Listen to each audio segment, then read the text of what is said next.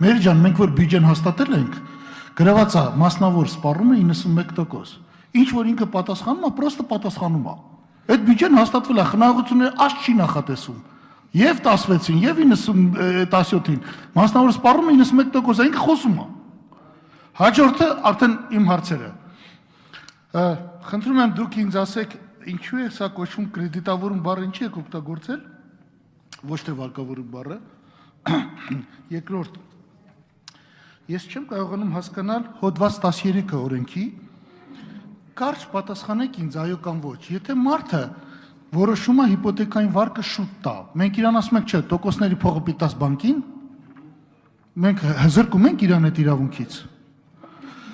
Երրորդը, պարոն Ելիցյան, ինչքան ինձ հայտնի է, դուք եք հեղինակը 30 միլիարդ կապիտալի եւ հիմա հպարտանում եք, թե դրանով փողի զանգված եք կապել, թույլ չտալով գնաճ։ Արդյունքում ստացանք զրոյական տնտեսական աճ։ Եթե այս ամեն ինչը լավ է, ասում եք կողքի երկրներից օրինակ Վրաստանում շատ ավելի լավ է վիճակը, քան թե մեր մոտ, որոնք գերադասում են ավելի լիբերալ ռեժիմով աշխատելու։ Եթե այդ ամեն ինչը լավ է, ապա ինչու են արևմուտքում արդեն կամաց սկսում արհամարել կապիտալի մեծությանը։ Միացյալ Նահանգներում ընդհանրապես ասում են, դա մեզ պետք չի։ Ընդհանրապես խարիսխային արժույթների համար եւ համապատասխան կենտրոնական բանկերի համար ասում են դա թիվ չի։ Հիմա այս տեսակետից դուք ձեր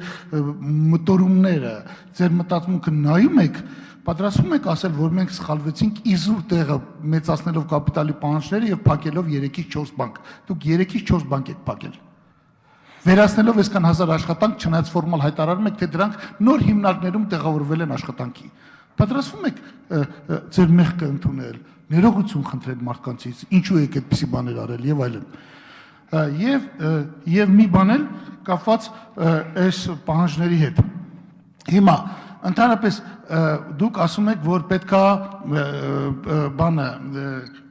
երբ որ մարդը շուտ վարկավորումից հրաժարվում է, լրիվ կամ մասնակերորեն ինչ որ տոկոսներ տա։ Բայց նշեցիք միտք, որ ինչ որ քաղաքացուն ենք անում, պիտի բանկին անենք։ Օրինակ ինչ եք անում բանկերին։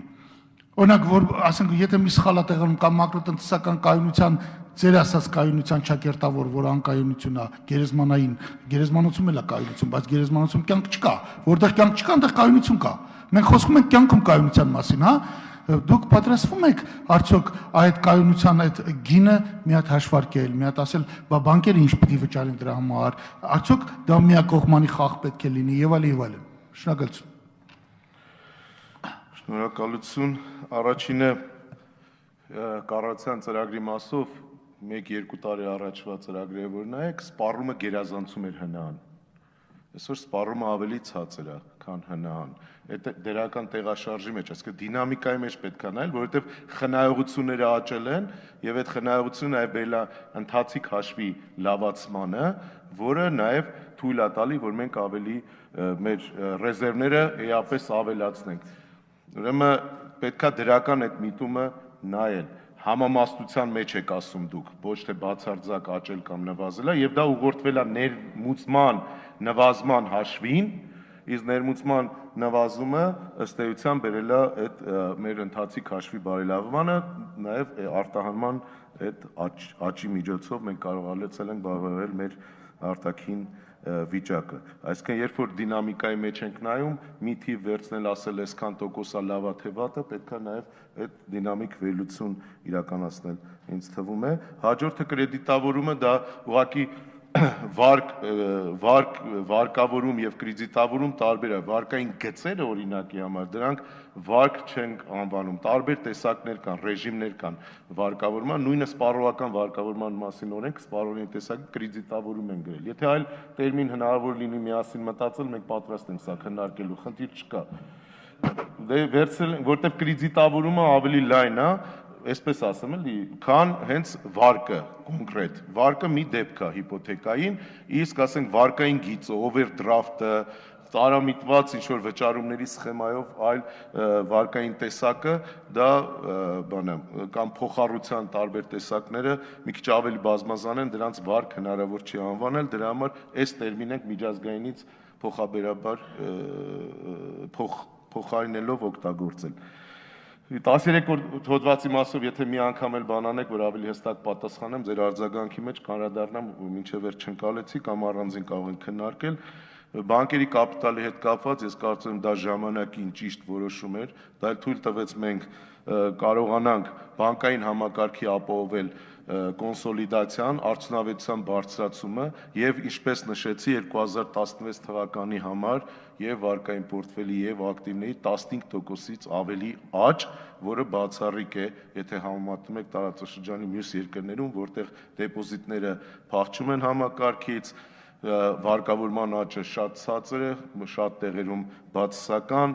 գնաճով ճշգրտված շատ ավելի ցածր վարկավորման աճերի մասն է խոսքը գնում, իսկ այդ որոշումը մի հեղինակ չի կարող ունենալ կամ երկու, դա կենտրոնական բանկի խորհրդի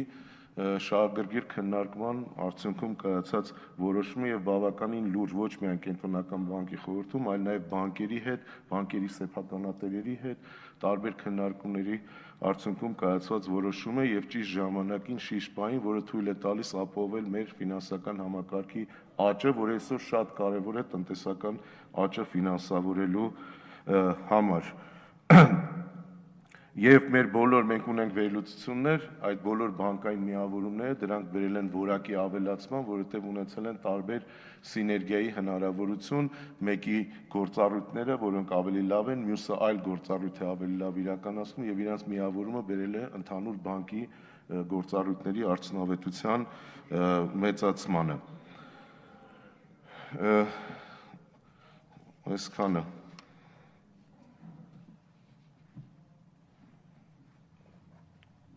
Վերջ, Հրանտ Բագրատյան, խնդրեմ։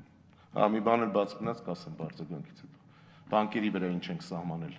Ասեմ ժամանակ ունեմ։ Բանկերի վրա, եթե մի քանիսը հնչեցրեց, այստեղ պարոն Բագրատյան, նախ առաջինը, որ այսուհետ չեն կարող տուժեր տուժանքներ դնել այն գործընթացների համար, որ մարդիկ իրենց գրավը տեղաշարժում են կամ վարկը մի բանկից մեկ են տեղափոխում։ Այսօր այդ սահմանափակումը չկար, այդ սահմանափակումը դնում են։ Երկրորդը տուժերի վերևի սահմաններ ենք սահմանում ըստ տոկոսադրույքի տեսակի եւ ըստ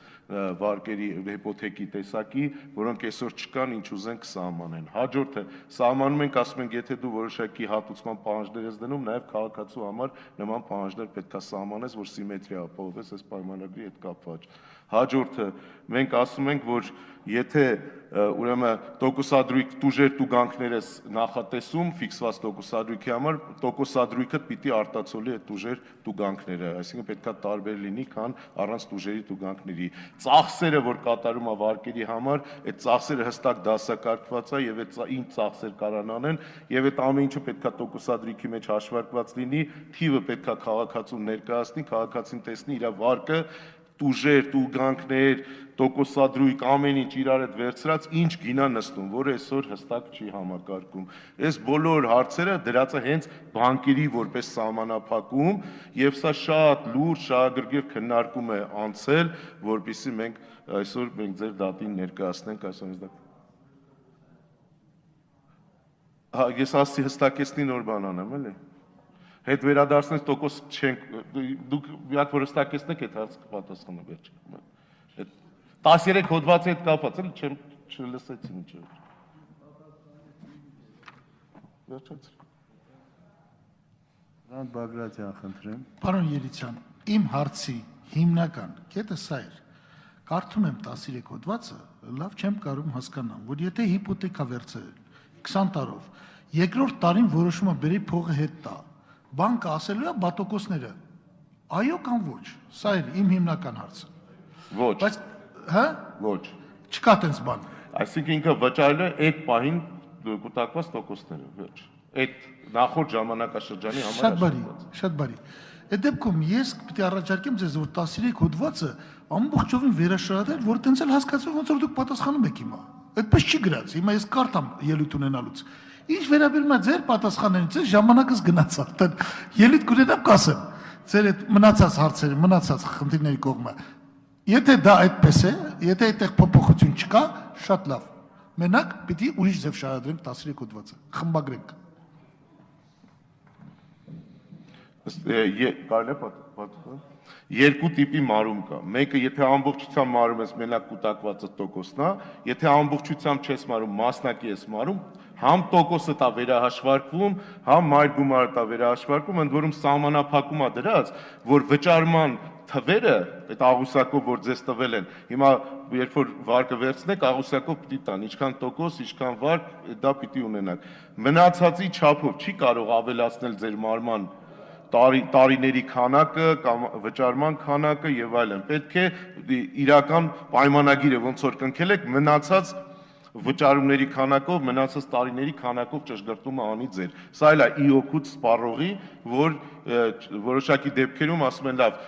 մարեցիր, եւս մի տարի ավելանում է վարկը, դա էլ է բանով օրենքով սահմանափակվում է։